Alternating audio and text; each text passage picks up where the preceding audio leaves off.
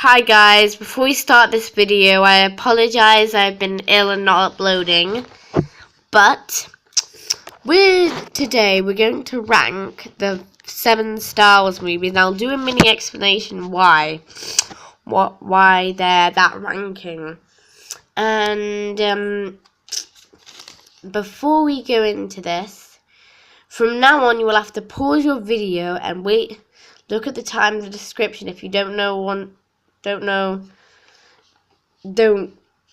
the explanations and just want the list. But if you want the explanations, not the spoilers, stay around for the video. Starting from now, you'll be spoilers. Pause. So my list is number 7, Revenge of the Sith. Number 6, Attack of the Clones. Number 5, Phantom Menace. Number 4, A New Hope. Number 3, Empire Strikes Back. Number 2, Force Awakens. Number 1, Return of the Jedi. From 1-10, you can now look away. So let's get right into this.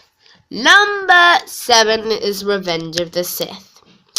I didn't like this movie for lots of reasons. It was practically the betrayal of Palpatine.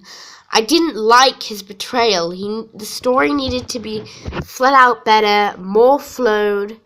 And Obi-Wan's statement, "You were my brother, Anakin. I loved you," doesn't make sense. It makes more sense in the Clone Wars, for goodness sake. I always liked that Palpatine had been deformed by old age and the dark side. But no, he got deformed by Mace Windu. I was really disturbed and I was not happy. They could have had Mace Windu live, but he could be secretly lurking in the galaxy or something. They could have had Mace Windu be killed in Order 66, or something more remarkable for his death. Not Anakin chopping off his hand and then falling off a blooming windowsill. It didn't flow enough for the story. Obi-Wan was willingly betrayed, but I loved the fight scenes, like the Yoda one that Anakin won, but I didn't like the rest of the movie.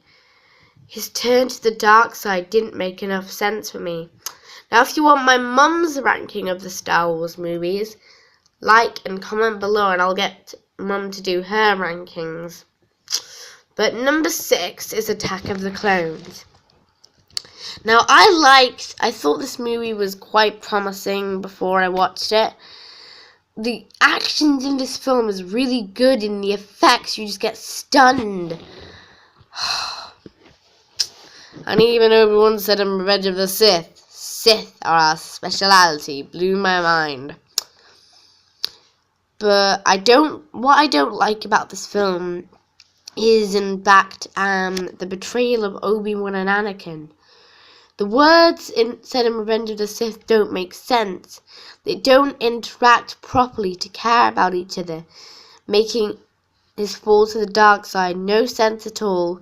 His traits becoming more unwise. He should be wise at first, making his turn more shocking and tragic.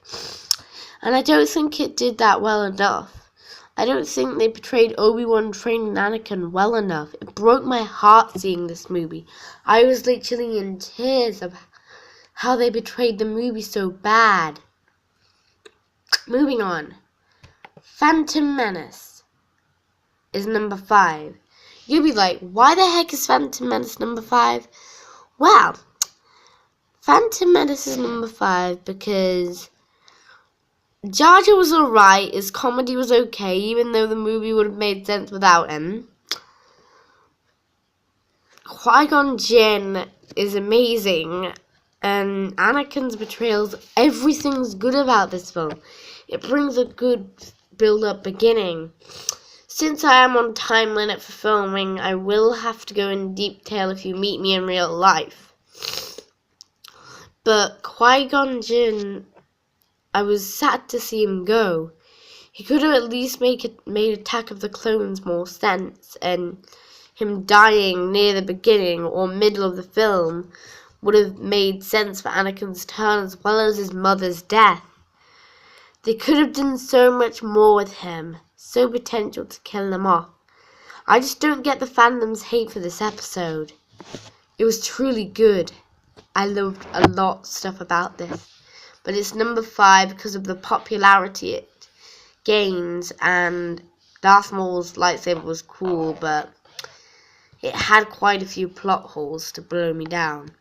Number 4 is A New Hope because it started everything for me. Mum encouraged me to watch the films, and I loved A New Hope. The portrayal of all the characters was great, and Obi-Wan Kenobi's death tragic to me.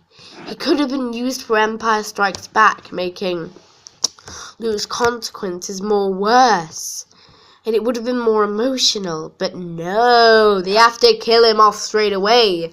Alec Guinness had so much more potential to bring to the franchise before his death. So why do this?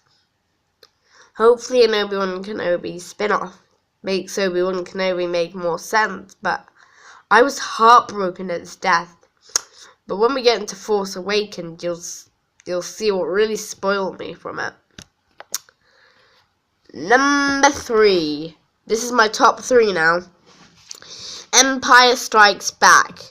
The twist that Vader, Lord Vader, that is Luke's father, blew my mind.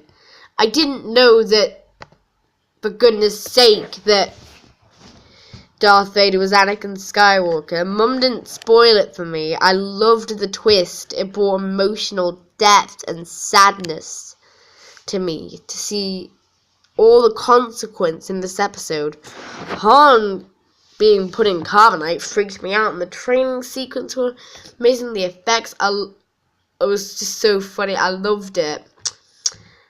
Star Wars was it was originally my second film till this film came out, The Force Awakens.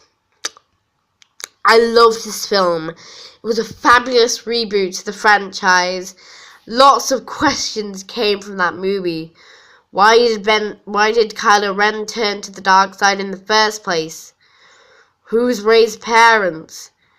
Who's Finn's parents? But apart from all that, the good effects and mind-blowing stunts, I was heartbroken to Han Solo die. Curse you, Harrison Ford! And I've said that out loud because I mean it. Why did he want Han Solo to die now?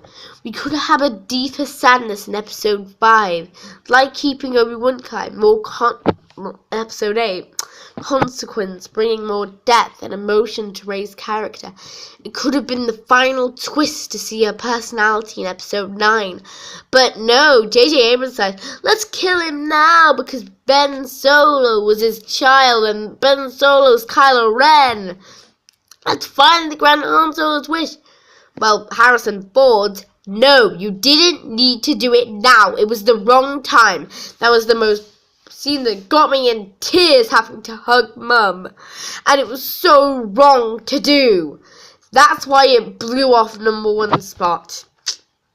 And I can reveal to you now, my most favourite Star Wars movie of all time is Return of the Jedi. The amazing effects in this, Luke's green lightsaber proving they can not only just be blue lightsabers, Vader, his redemption blew my mind after finding out he was Anakin Skywalker. I hoped he'd be redeemed. Palpatine was menacing. I loved Palpatine in this. He was a creepy Star Wars villain. And Yoda's death tragic, but Yoda's death was the right time in this movie. So I can't say my stuff about Return of the Jedi. It is a really good movie, and since I'm under a time limit, and when I get my equipment properly fixed, I will do a reboot of this if you want me to. And if you want Mum, Velvet, to explain her favourite Star Wars movies, ranked, let us know below. So, this has been Mellow's Movies, apologising for the delay in filming. Thanks for watching, bye, and look forward to the future.